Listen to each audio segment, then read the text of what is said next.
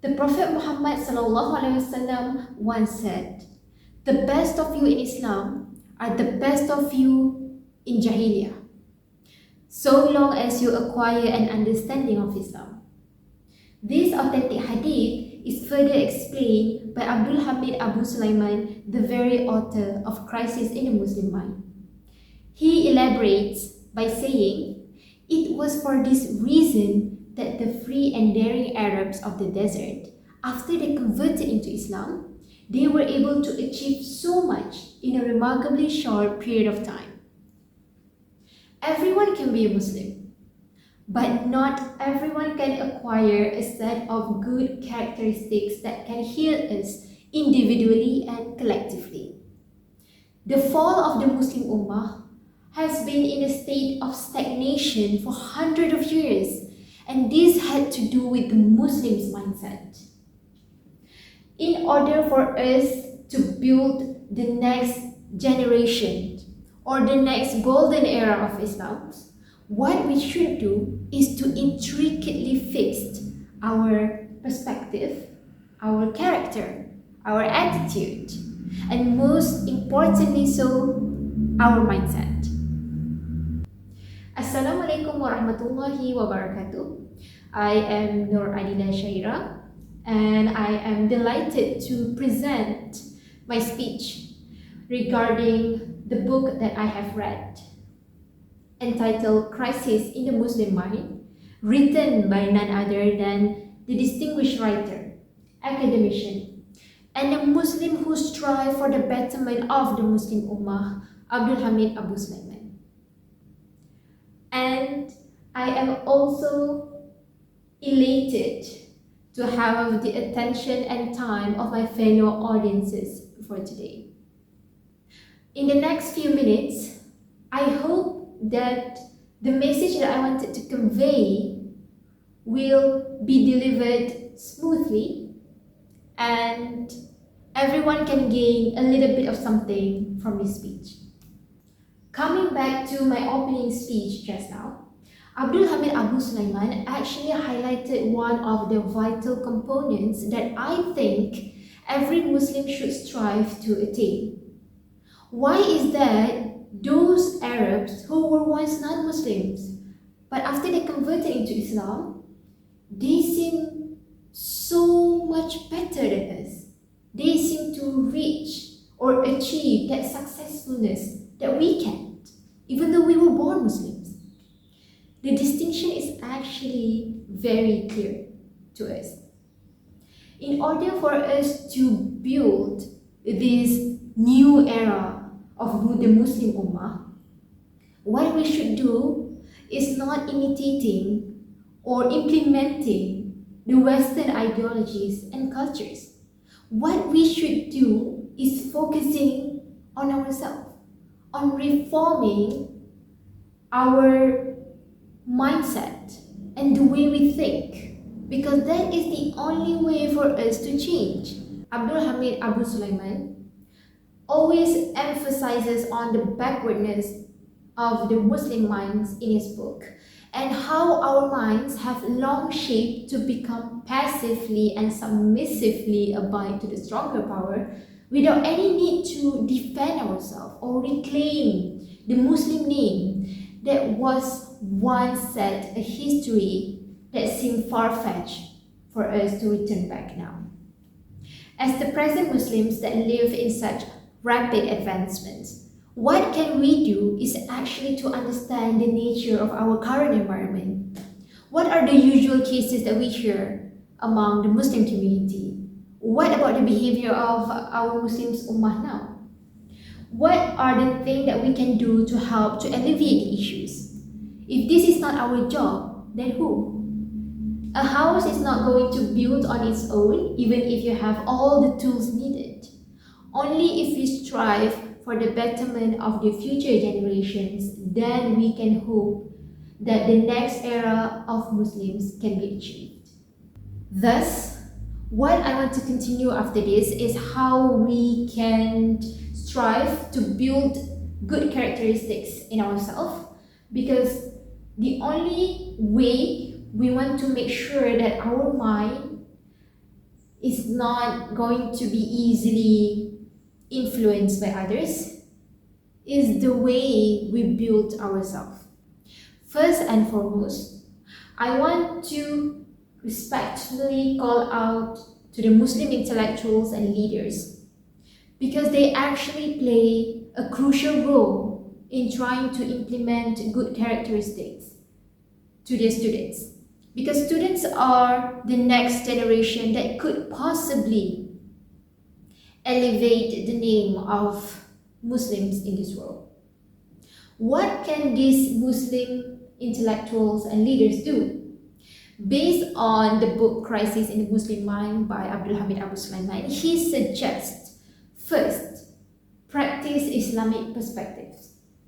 When we are talking about practicing Islamic perspectives, what should appear in our mind right now is how I can see things in an Islamic way. For Hamid AbuSulayman, this is the very job of the Muslim intellectuals and leaders in an educational sphere. Because in this sphere is the only way that they can actually try to reform the mind of the students. If they are able to change the way their students think, when they learn something, they can compare it to the Islam perspective, then it is a good way for us to alleviate our issues and to escape this trap that we have created. When we are talking about Islamic perspective, we are talking about how we can finally deviate ourselves from those Western ideologies, from those outsiders' ideologies that actually harm us in one way or another. When we are thinking in an Islamic way, everything will make much more sense because Islam encompasses all. And that is why Hamid AbuSulayman highly emphasized the role of the Muslim intellectuals and leaders in infusing these Islamic perspectives in their students. When we practice Islamic perspectives in our life, we are unconsciously trying to increase our Islamic consciousness, and it is actually good. If we want to rebuild back our Muslim Ummah, in which our mindset has become so numb or dull when we want to think about the right thing, we cannot. And this is all because we keep on trying to take examples or situations from other ideologies or culture that are not even us. In such way, when we have that kind of Islamic consciousness, it will be easy for all of us to deviate the right and wrong, the true and false. And in such way, it will help the Muslim Ummah to regain their name in this earth and trying to reshaping their mind from being trapped after years in such way that we are unable to think for ourselves and defend ourselves against the higher power. Furthermore, what can these Muslim intellectuals and leaders do to help reshaping the characteristics and the overall build of their students is by teaching them the history of Islam. The Muslim history is actually important. In such way, if the Muslim intellectuals and leaders are able to bring back their students in those times of the Prophet, of the Khulafa ar-Rashidin, of the companions and such, they will have this sense of being. They will feel like they belong somewhere when they learn about all this history of Islam. If the Muslim intellectuals and leaders are able to trace back the whole timeline of the Islamic history, it will be much better. In that way, the Muslim intellectuals and leaders can help the students to understand where do the Muslim Ummah stands back in the days and what are the mistakes that they have made and what are the success they have achieved. And in such way, they can try to take the good and they can try to fix the mistake that has been made by the ancestors. And by doing so, Abdul Hamid AbuSulayman said, this is one of the greatest way that we can rebuild the Muslim Ummah in tandem with the active thinking and critical thinking, and in such way that whenever they think, they will always think in an Islamic way. From what I have discussed previously, now we all have a little bit of understanding about the roles and responsibilities of the Muslim intellectuals and leaders, suggested by Abdul Hamid AbuSulayman in trying to rebuild the future of the Muslim Ummah through the students, which are the youth and the foundation of the Muslim Ummah.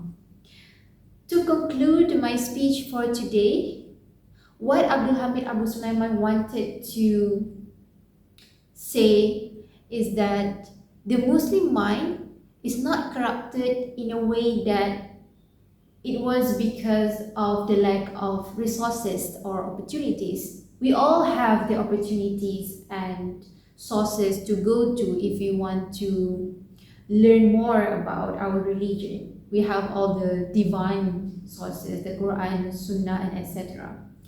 But what we are actually lacking is the methodology of sound thinking.